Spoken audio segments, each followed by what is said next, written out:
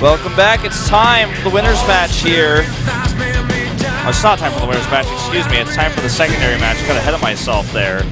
Get a little bit too excited, Wolf. I got excited. You know, the thing is, we haven't seen a lot of 2-0s, so when I see 3 games, I feel like the epicness level rises. And in my brain, I'm already feeling like, you know, Rain's got such a massive advantage here. But, you know, Impact could pull off an upset. He's done it before when he was playing for Axiom Acer and the GSTL, and just another times in the past. Really strong player, definitely not somebody to underestimate. Getting through the Cadet qualifiers in general, insanely difficult. Bit of an upset when Rain dropped out of Code S to fall down here in the first place. Yeah, definitely. That's why we favor him so heavily here, because he should be here, honestly. He should be in Code S. That's where his level is. So we're like, okay, this guy should get back into Code S. Yeah. Definitely should be. Foxtrot Labs is going to be the first map that we have here. So one of our newer maps, 2-player. Really fun to check out. We've only seen 2-3 games on it by now, so you know, to see how this one plays out, how Rain, a master of innovation in late game, could actually play on this one versus Impact's very flashy and oftentimes speedy style. The map is loaded. The winner of this one will go on to face Cure in either a PBT or a ZBT. Cure, the first Terran player to actually be in the winners match so far this season. This is the GSL Code A for Season 3 of 2014. I'm Wolf, with me is Brendan. Let's go into game number 1. Down here in the bottom right, in the red, the Protoss player. SK Telecom T1 Rain. The Archangel Protoss. Yeah. You guys, maybe you can't see it, but he's got wings behind him. Two sets. Only Angels and pure macro players can see him. To the bottom left in the blue for Axiom. Axiom Impact. I try my hardest not to say Axiom Acer every time. My GSTL in me. Yeah. Long-standing partnership. I stopped myself from making a bad pun about Impact. Yeah. Rain, let's do some shots afterwards. Oh! That yogurt milk. By the way, I love that yogurt milk. It's amazing. It's really delicious. Yeah. See, he agrees.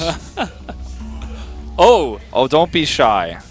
No, I think he just poked himself in the eye. I hope not. I hope he's okay. I hope that we get a camera shot of him later to make sure he's okay. But thank you for coming. Anyone who's in Seoul, or anywhere in the world for that matter, it's just more convenient if you're in Seoul, be sure to come down, watch some StarCraft. We'll come to the GOM studio here in Samsung. You can also go to the Pro League studio in Shinonyan, very close by. Yeah. Making a trip to Korea can be difficult depending on where you live in the world, but first, I love Andy. Eddie's my baby. I wonder if there is she Eddie and he's Andy, or like does she love Moonglade? Like I'm not sure. But shout outs to those people. Everybody loves Moonglades. Everybody loves Moonglade. Yeah. We're making a new sitcom about that. should be released in 2016. Starring Team Salmon? Yeah. Yeah. Well, what I was going to say, making a trip to Korea is somewhat difficult. If you're Australian, maybe not as difficult, but from Europe and America, it's like, for me, I know from New York it was 14 hours, so hopefully it's not that Australia bad. is actually really similar time. I think it might even be longer. Oh, is it really? Yeah, it's really, really far away. Oh, I had no idea. I'm just really bad at geography. It's actually so true. I think it's also just due to like air currents and whatnot too, I think. I mean, I'm also just bad at science and everything that requires me to think about things out of the video games. But, Earth science was actually one of my most hated subjects in high school. Really? It was my favorite, actually. Yeah, I think we had this discussion before, but I just didn't really enjoy it. My science teacher's name in 8th grade, I think it was Mrs. Crimminger. She was one of the strictest teachers I ever had, one of my favorites, because she was so into the science, man. That's good. I had a guy. She made us spend like 6 weeks on analyzing sand samples. That's actually cool, you know, like teachers who are actually like very passionate. Yeah. They haven't lost their passion. I had a guy named Mr. Flood. funnily enough. He taught Earth Science, but not the most passionate guy. Not really. Well, hope he's not listening. I hope he didn't hear you say that. I mean, he was a good guy. He was very friendly, but he was. By the way, we have a Roach all in, it looks like. 3 Overlords being made and speed on the way. Yeah. So maybe Impact's going to teach Rain about some Roach science coming up here, because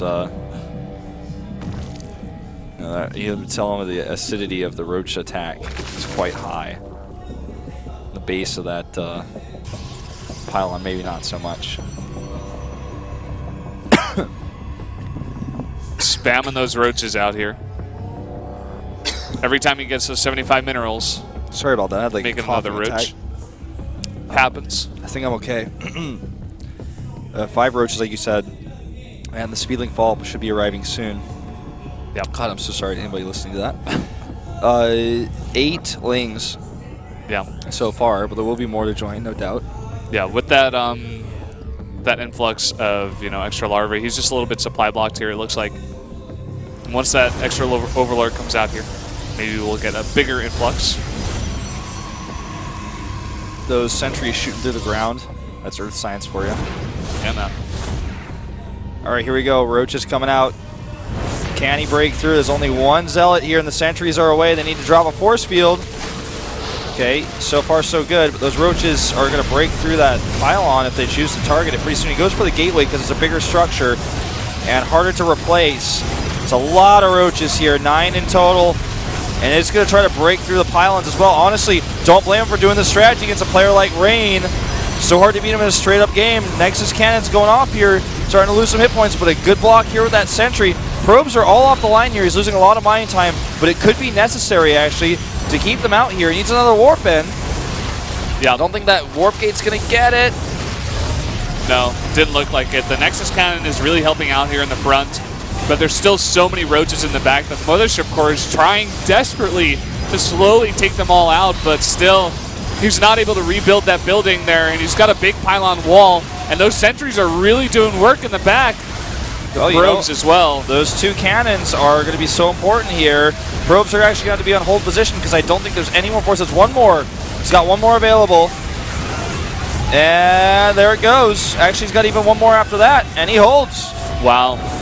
That's Rain for you, man. He's not just going to die to something like this. He's really, really safe. He will do anything possible to survive. And there we got it. A giant pylon wall. He has way more supply than he'll ever need, but it's GG. It's too much. The rush fails. Rain holds it off, and a quick 1-0 brings him in the lead. That was pretty nuts. Yeah. Not a bad choice, honestly. Crank comes into the booth. I want to mention Crank and Alicia are here, as well as Olivia. Hanging out, supporting Axiom. And, no, I think it was a good strategy to actually use against Rain, especially for the map. But just did not work out the way that he wanted it. Rain just too good there. Even with his sentries away from the wall, he was still able to get those force hits up in time, get the cannons up, and keep reinforcing the wall and the gates. Yeah. Superbly held off there by Rain. Like, a lesser player would have actually just died. But he didn't pull any punches. He's like, oh, I know exactly what rush this is, and I need to use all of my probes there. I need to keep them ready right by the wall. They're not even going to mine. I don't need that right now. I just need to hold the push. That's it. Exactly. He knows how little mining there is in that case as well. Yeah. So Impact, let's see what kind of map he chooses here up next. I would say Overgrowth, most likely. Could also be King Sage on the Station. Yeah. The King Sage on the Station is the type of map that Rain would like to pick against Zerg. Yeah. He's like, late game, yeah, I'm good with that. Yeah, I feel like he's going to pick Overgrowth, though. Overgrowth, not bad. Just a good patient, chill map. I mean, he can be aggressive. He's flashy, like I said, oftentimes in the game one, he certainly showed that. Just there, he was holding nose, didn't want to drop it. Well, the map is Overgrowth, as expected. Yeah. Really liking our overlay color scheme for this, by the way. Oh, we're jumping into this right away. Excuse me. All ins and cheeses, fast games, fast intros. Rain up one game in the series against Axioms. Impact here at the GSL.